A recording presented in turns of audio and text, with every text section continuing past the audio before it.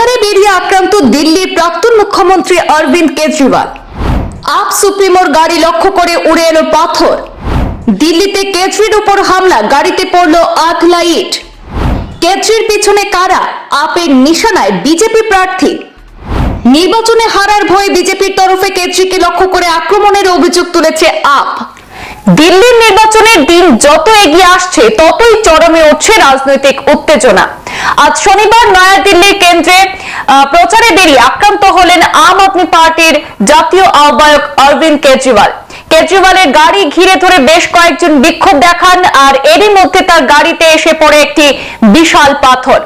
কে বা কারা এই হামলা চালিয়েছে তা এখনো পর্যন্ত স্পষ্ট নয়, তবে আপ কর্মী সমর্থকদের অনেকেরই দাবি যে কেজরিওয়ালের প্রতিদ্বন্দ্বী বিজেপি প্রার্থী পরবেশ বর্মা আশ্রিত গুন্ডারাই এই হামলা চালিয়েছে। সোশ্যাল মিডিয়ায় ইতিমধ্যে একটি ভিডিও ভাইরাল হয়ে পড়েছে, আর সেই ভিডিওতে দেখা যাচ্ছে কালো পতাকা হাতে কিছু লোক কেজরিওয়ালের গাড়ির খুব কাছে গিয়ে পৌঁছে গিয়েছে। নিরাপত্তা রক্ষীরা তাদের আটকাতে যায়, আর ঠিক ওই সময় গাড়িতে একটি আধলা ইট এসে পড়ে।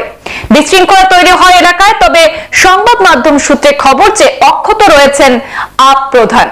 ঘটনার পরে বিজেপিকে নিশানা করেছে আম আদমি পার্টি। আপের অভিযোগ, এই হামলা নেপথ্যে বিজেপি প্রার্থী পরবেশ বর্মার আশ্রিত দুষ্কৃতীদের হাত রয়েছে। আসন্ন নির্বাচনে হারার ভয়ে বিজেপির তরফে কেজরিকে লক্ষ্য করে পাথর এবং ইটের টুকরো ছোঁড়া হয়েছে বলে অভিযোগ আপের। এরপরে বিজেপির উদ্দেশ্যে আপের পাল্টা হুঁশিয়ারি, কেজরিওয়াল আপনাদের এই কাপুরুষোচিত আক্রমণে ভয় পাননি, দিল্লির জনগণই আপনাদের উপযুক্ত জবাব দিয়ে দেবে। অন্যদিকে আপের বিরুদ্ধে তোপ দাগতে পিছপা হয়নি বিজেপিও। উত্তেজনার কিছুটা সময় কাটতেই আপকে কাঠগড়ায় টেনে আনে পদ্ম শিবির। এক্স হ্যান্ডেলে একটি ভিডিও পোস্ট করে বিজেপি প্রার্থী পরবেশ বর্মা তিনি লিখেন যে বিজেপির দুই কর্মীকে আরেকটু হলে নিজের গাড়ির ধাক্কায় পিষে দিয়ে দিচ্ছিলেন অরবিন্দ কেজরিওয়াল।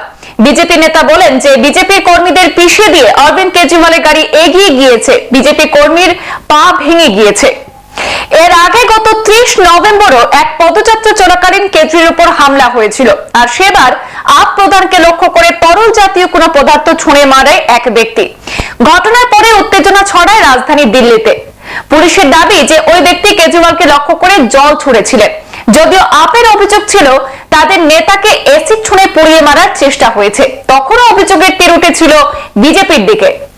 উল্লেখ্য যে আগামী 5 ফেব্রুয়ারি দিল্লিতে বিধানসভা ভোট রয়েছে। ভোট গণনা হবে আগামী 8 ফেব্রুয়ারি। তার আগে রাজনৈতিক দলগুলির প্রচার এবং প্রস্তুতি তুঙ্গে। দিল্লিতে কংগ্রেস এবং বিজেপির সঙ্গে আপের মূল লড়াই। আর দিল্লি বিধানসভায় মোট আসন রয়েছে 70টি। প্রার্থীদের মনোনয়ন জমা দেওয়ার শেষ দিন ছিল 17 জানুয়ারি। আগামী 20 তারিখ পর্যন্ত মনোনয়ন প্রত্যাহার করার সুযোগ মিলবে বলে জানা যাচ্ছে। সংবাদ এ পর্যন্তই, ফিরছি পরবর্তী অন্যান্য আপডেট নিয়ে। সাথে থাকুন। ধন্যবাদ।